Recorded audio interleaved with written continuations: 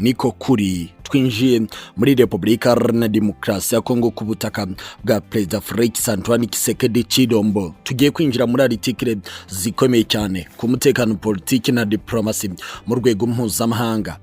Uretse kuba amakuru ari hano hanze ari ukuvuga ko abasirikare n'abapolisi bahoze mu gisirikare n'igipolisi bya Repubulika Iharanira Demokarasi ya Kongo bamaze kwiyunga ku ntare za Sarambwe.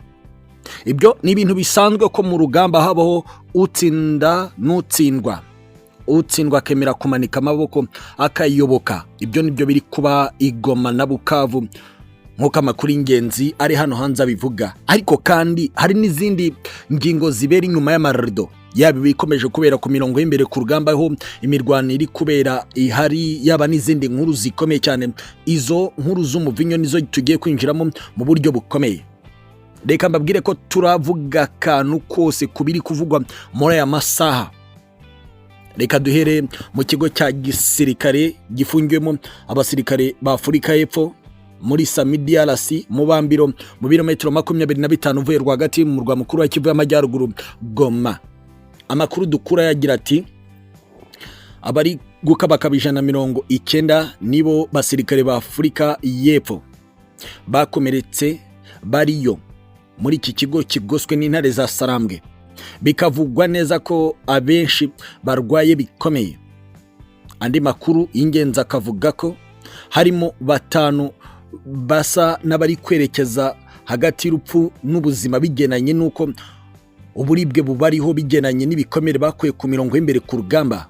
Amakuru anavuga ko harimo abagore 2 bamaze gutwita bari hafi kubyara muri iki kigo cya gisirikare cya Samidi-DRC nk'uko amakuru y'ubutasi atugera akomeza kubivuga. Ani makuru y'ingenzi kandi tumaze kubona nuko umugambi wo gusora abasirikare ba Afurika y'Epfo wari washyizwe uyu munsi, umugambi wamaze gupfuba. Bikavugwa ko hari biri kugenzurwa n'intare za Sarambwe bigenanye n'imipango y'amakuru y'ubutasi bw'ibikorwa biri gupangwa na Afurika y'Epfo, Kinshasa na Bujumbura, bigakorerwa i Bujumbura mu gihugu cy'u Burundi, aho bivugwa ko hari indege zishobora guhita ziberekeza ku mirongo y'imbere ku rugamba muri Lubumbashi cyangwa se i Bujumbura mu gihugu cy'u Burundi. Ari nayo mpamvu hari bikiri kugenzurwa mu migambi y'abari basize bateze ibisasu mu ntwaro ziremereye cyane muri iki kigo. Bikavugwa ko haje itegeko ry'uko iki gikorwa uyu munsi kidakorwa. Aya ni amakuru yatugezeho. Ani makuru ari hano hanze avuga ko bazatambuka bingira ku butaka bw'u Rwanda bajya muri Afurika y'Epfo cyangwa se berekeza ahandi ibihugu byabo bizabishakira kuwa kabiri tariki 25 z'uku kwezi kwa kabiri uyu mwaka 2025. Birasa nkaho ayariyo makuru dufite mu kigo cya Samidi-DRC kirimo abasirikare ba Afurika y'Epfo, Tanzania na Malawi muri misiyo ya Samidi-DRC ku butaka bwa Repubulika Iharanira Demokarasi ya Kongo bari mu birometero 25 uvuye muri Goma rwagati. Bikavugwa ko bagoswe ku buryo bukomeye n'intare za Sarambwe. Aya ni amakuru y'ingenzi kandi amakuru akomeye cyane. Ku rundi ruhande kandi Perezida wa Repubulika Iharanira Demokarasi ya Kongo Tshisekedi yabaye nkongera kuvuga amagambo akomeye cyane ati intare za Sarambwe ntabwo zirusha ingufu igisirikare cyacu FARDC. Yatangaje ko agiye gushyiraho guverinoma y'ubumwe bw'igihugu. Birasa nkaho arimo arabona ko igihugu kiri kumucika. Yavuze kandi ko imishahara y'abasirikare igiye kuba kabiri, akongeraho n'agahimbaza musyi kagera ku $500 nibura. Yahamagariye abanyekongo bose guhaguruka bakarwanira igihugu cyabo.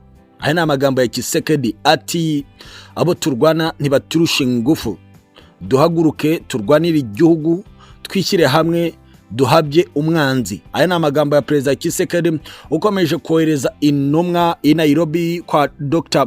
William Samoei Ruto kugira ngo arebe ko nibura hatangira uburyo bwo kumworohereza kwinjira mu biganiro bigamije amahoro n'intare za Sarambwe. Ariko imbere mu gihugu agakomeza kuyogoza imitwe y'abene gihugu abereka ko igihugu cye kikiri mu biganza bye kandi ko agiye guhindura uburyo bwo gutsinda umwanzi.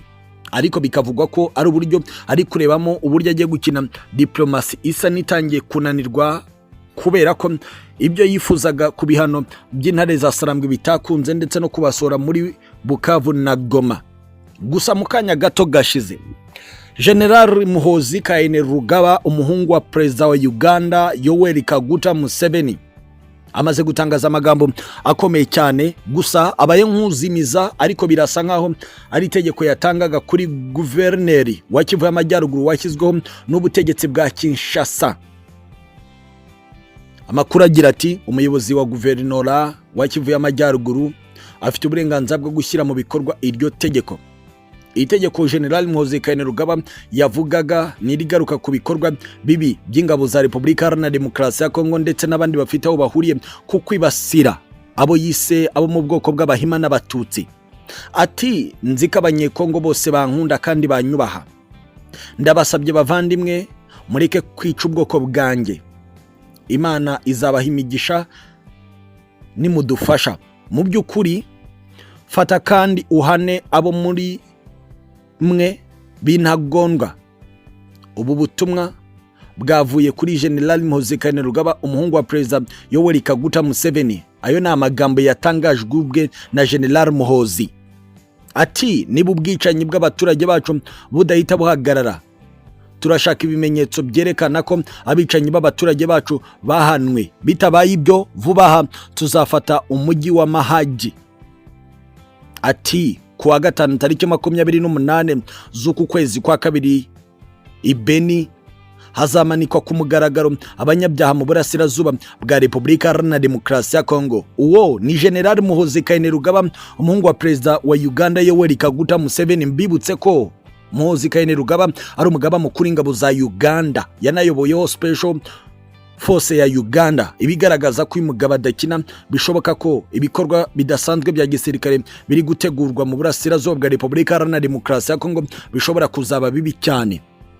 Tukiri mu gice cya Kivu y'Amajyaruguru kandi reka mabwire ko kugeza n'uyu munsi buretse ibice bidasatira Lubero Centre byumvikanyemo imirwano bigendanye nuko habayeho ubushotoranyi bw'igisirikare cya Kongo, bigendanye nuko ngo bari bafite amakuru ava mu nzego zacyo z'ubutasi ko intare za Sarambwe zaba zamaze gutatanira ku kwerekeza muri Kipese, gusa igenzurwa ku buryo bw'100% n'intare za Sarambwe bagashaka kugira ngo bayituruke mu gice cyayo cy'uburengerazuba bwaho iherereye cyane, ahubwo bo bakisanga bamaze kugwa mu mutego. Biravuga ko abarenga 140 bafashwe miri, abandi barenga bo bakicwa mu rugamba rwafashe isaha 1:42 nk'uko amakuru ingenzi atugira ava muri icyo cyerekezo cy'Amajyaruguru akomeza kutugeraho abivuga.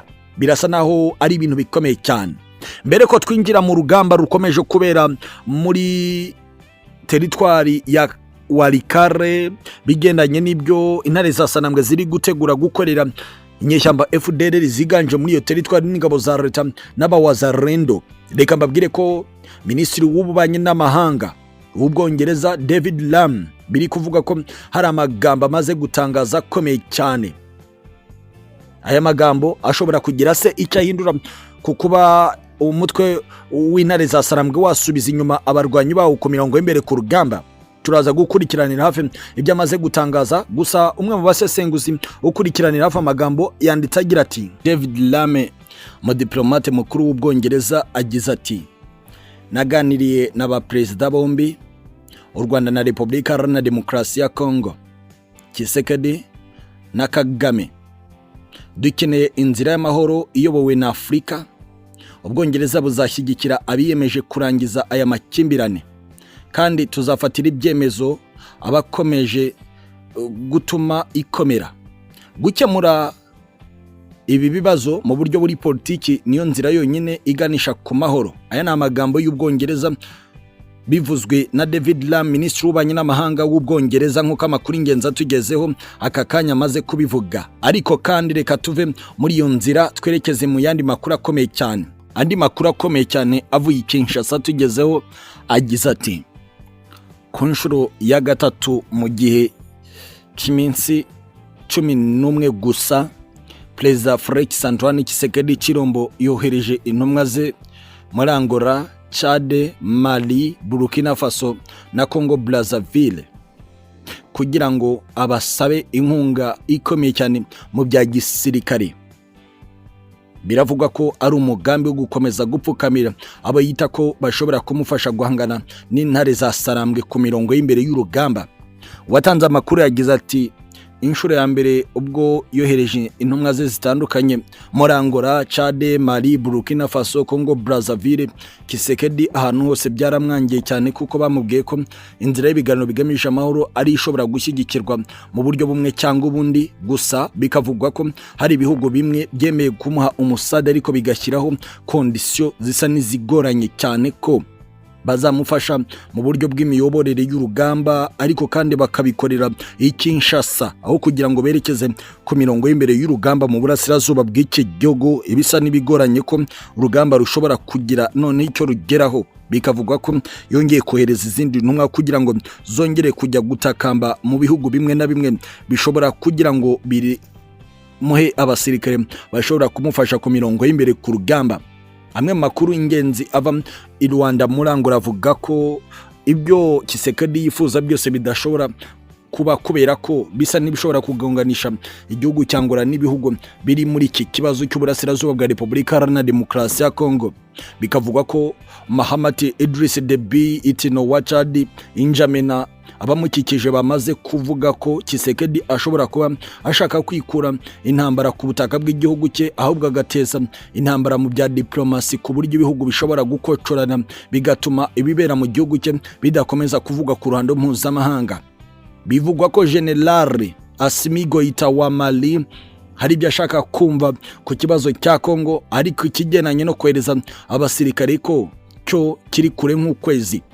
Muri Burkina Faso kwa Kapiteni Ibrahim Traoré biravugwa ko yakomangiyeyo n'ubu yoherejeyo intumwa, ariko ko nta kizere gishoboka mu gihe Kapiteni Traoré agambiriye ko ineza ya rubanda ari ikomeza gushyigikirwa kandi intare za Sarambwe zigaragaza ko ziri kubohora igihugu cyaboshywe n'ibibazo bikomeye cyane by'ubutegetsi bw'i Kinshasa. Bikavugwa ko asa n'uri gukomanga adakomangika, ariko ko naho yoherejeyo indi ntumwa. Kwa Denis Sassou Nguesso muri Congo Brazzaville birashoboka ko bo bamubwiye ko bamuha ubuhungiro mu gihe byaba bibaye ngombwa we n'abagize guverinoma ye, ariko ko batamuha umusada mu bya gisirikare. Aya ni amakuru y'ubutasi akomeye cyane akomeje kutugeraho, ariko kandi ku rundi ruhande reka mbaye ikaze mu zindi nkuru zikomeye cyane muri Uvira. Ni amakuru yatugezeho mu masaha y'isa 7:54 ni mu kanya gato gashize. Ni amakuru yagiraga ati iwacu Rwanda ntabwo urusaku rw'ibiturika rukomeza kwiyongera, ariko turabona abasirikare barushaho guhunga ku bwinshi cyane. Ntabwo tuzi niba ari abawazalendo cyangwa ingabo z'u Burundi, gusa bose bambaye impuzankano y'igisirikare cyacu. Ntabwo twari twamenya ibiri kuba. Turasa nkaho twavuga ko sange iri mu biganza by'impande zombi. Bamwe bararasa abandi bagasubiza, ariko bikaba kanya gato, kandi biragaragara ko igisirikare cyambaye impuzankano kiri kurasa mu kirere cyane. Hari uwasesenguye aya makuru atubwira ko bishoboka ko ari intare za Sarambwe ziri kwinjira muri uwo mujyi mu rwego rwo kugira ngo badateze ibyago bikomeye, ariko bakaba bambaye n'impuzankano y'igisirikare cya Repubulika Iharanira Demokarasi ya Congo. Bikavugwa ko ari n'umugambi wo gukomeza gusunikira abarundi kwerekeza mu gice gishobora kuba ari nk'umutego udasanzwe, ari nayo mpamvu hari amasasa ari kumvikana kubera ko bishoboka ko iyo mitego yamaze kumenyekana mu gisirikare cy'u Burundi. Ni nako kandi ku rundi ruhande abasore batwirwaneho nyuma y'uko General de Brigade Matama wasimbuye General Makanika yeruye akavuga ko babaye umutwe wo gukorana n'intare za Sarambwe, bakava mu kwihagararo kwa gisivile gusanzwe bakaba umutwe w'inyeshyamba ufatanyije na M23. Biravugwa ko ubu rwose bamaze no kugerwamo n'ab'ingenzi mu gikomando cy'intare za Sarambwe ku buryo bagiye gukora ibitendo bidasanzwe mu buryo bushobora kubabaza cyane Perezida w'u Burundi Evariste Ndayishimiye, usa n'uwateye urupfu rwa General Makanika kubera gutanga ikirere ubutaka bwahagurukiyeho drone ya Sika 400 yagejeje ku rupfu rwe. Amakuru ingenzi akavuga ko Uvira irimo iratangatangwa ku buryo nta kintu na kimwe gishobora kuzatera iraso ry'umusivile kumenekera muri Uvira, bigenanye n'ibitendo biri gukomeza gukorwa mu guhanagura ibikorwa bimwe na bimwe. hari amakuru ingenzi avuga ko Uvira ari nini cyane ku buryo ibikorwa biri gukorwa mu misozi miremire ikikije umujyi wa Uvira nabyo bisa n'ibikorwa by'abahanga kandi bidasanzwe bishobora kuzasobanuka nyuma y'imyaka myinshi bigendanye n'abari kubona imbona nkubona abakomanda badasanzwe bari gukora ibitendo kubitwaje intwaro bakomeje ibikorwa by'ubusauzi kandi bava mu cyerekezo cy'u Burundi. Umwe mu baduhaye amakuru uri rwagati muri santere igana ku mpaka wa Kavimvira yagize ati biragoye, ntabwo tuzi igihe tuzavira mu mazu, ntabwo tuzi aho ubuzima bwerekeza, turabona abasahura bakomeje, abafatwa ku ngufu, nuko turabona byinshi, ariko abari kuza uyu munsi kuza gusahura sibo bari kuza ejo, kandi abari kwinjira bajya mu mujyi ntabwo ari nabo bari kusohokamo. Ntabwo tuzi biri kubera mu mujyi ndani, nta nubwo amasasa ari menshi cyane, turumva rimwe barasa mu kirere, ntabwo twari twasobanukirwa ibiri kuba. Biravuga ko hashobora kuba hari kuba udutendo tudasanzwe tudashobora kwandikwa mu bitangazamakuru ibyo ari byo byose mu mujyi wa Uvira. Ku rundi ruhande hari amakuru akomeje guhwihwiswa mu mutwe w'ishyaka CNDD-FDD riri ku butegetsi mu gihugu cy'u Burundi ko haba haroherejwe intumwa mu Rwanda zitakamba kugira ngo imipaka hagati y'u Rwanda n'u Burundi ifunguke. Amakuru ari indani mu ishyaka CNDD-FDD akaba avuga ibyo, ariko tukaba tuvuga ko ari amakuru tudahagazeho bigenanye naho ari gukomoka.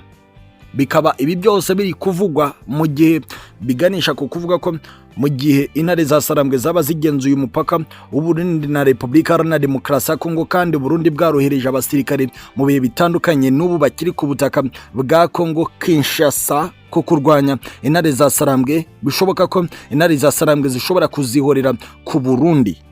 Ikindi bikavugwa ko ubwo General Neva Evariste Ndayishimiye perezida w'u Burundi yatangaga itegeko gufunga imipaka ihuza Burundi n'u Rwanda, yari yizeye imipaka ya Repubulika Iharanira Demokarasi ya Kongo kuko yabonaga ko agifite n'abandi ubuhahirane. Kugeza ubu ubuhahirane bwa Tanzania ya Samia Suluhu Hassan n'u Burundi irasa n'iyatangiye kononekara bikomeye. Bikavugwa ko aba CNDD-FDD batangiye gutekereza ko igihugu cyabo kigiye kwinjira mu icuraburindi rikomeye cyane. Ese koko niba aya makuru yo gupfukamira Kigali yaba ari yo, Perezida General Neva ntiyaba ari kwerekeza mu bihe bikomeye cyane by'ubutegetsi bwe? Ni byinshi cyane bikomeye turakomeza gukurikiranira hafi. Reka mbabwire ko turakomeza gucukumbura izindi article cyane zikomeye, zose ni ku mutekano, politiki na diplomasi mu rwego mpuzamahanga. Iyi ni Iwacu Today. Asantene sana, kora subscribe. Birabaye M23 cyangwa se intare za Sarambwe zirasa n'izigeze ku mugambi wo gusohora ingabo za SADC za Afurika y'Epfo, Tanzania, Malawi ku butaka bwa Goma. Amakuru ingenzi atugezeho kandi rwose aturuka ku banyamakuru bavuga ko babonye ibiva indani muri Goma nuko ngo ingabo za Afurika y'Epfo zari zaroherejwe gufasha igisirikare cya Kongo FARDC kurwanya intare za Sarambwe biciye mu butumwa bwa SADC Sami DRC, zigiye gutaha zinyuze ku butaka bw'u Rwanda nyuma y'ukwikanyiza gukomeye kwa Perezida wa Afurika y'Epfo Cyril Ramaphosa. Tugiye kwinjira muri ya article y'ugusoka kw'ingabo za SADC muri Goma nyuma y'uko zari zimaze iminsi zitangatanzwe n'intare za Sarambwe ku buryo buri kimwe cyose cyakorwaga nabo basabaga uburenganzira. Ndashaka ngo twinjire kuri page imwe ku yindi kuri iki kibazo, ku buryo intwaro zabo ngo zishobora kuza gusigara ku butaka bwa Kongo zigasigara mu biganza by'intare za Sarambwe. Biravuga ko harimo indege z'intambara, harimo ibifaru, harimo n'izindi mbunda zigezweho mu ikoranabuhanga rihambaye cyane. Bigakekwa ko ibi bigiye gutuma intare za Sarambwe mu gihe izi ntwaro koko ziraza kuguma kuri ubutaka, kuko bivugwa ko izi ngabo zidashobora kwinjira ku butaka bw'u Rwanda zifite izi ntwaro, kandi bo ubwabo abasirikare ba Afurika y'Epfo barafatanyije n'igisirikare cya Kongo n'inyeshyamba za FDLR kurasa ku butaka bw'u Rwanda.